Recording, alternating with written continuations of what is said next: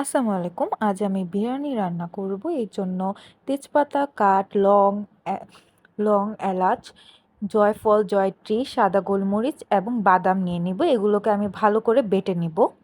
এরপর পেঁয়াজ, আদা বাটা এবং আলুটাকে ভালো করে তেলে ভেজে নিব।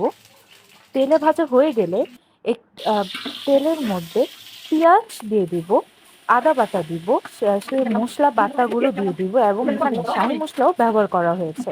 সমস্ত মশলাগুলো দেওয়ার পরে আমরা এটাকে ভালো করে কষিয়ে নিব। কষানো হয়ে গেলে আমরা এখানে মাংস দিয়ে দিব। আপনারা গরু বা খাসির মাংস ব্যবহার করতে পারেন। এরপর আমরা এখানে মরিচ দিয়ে দিব। মরিচটা আপনাদের স্বাদ মতো দিয়ে নেবেন।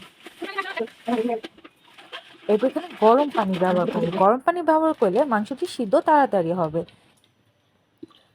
গুঁড়া দুধ, সস এবং লবণ দিয়ে ভালো করে নেড়ে এটা ঢেকে দিব। মাংস সিদ্ধ হওয়ার পরে আমরা এখানে পোলার চাল দিয়ে দিব।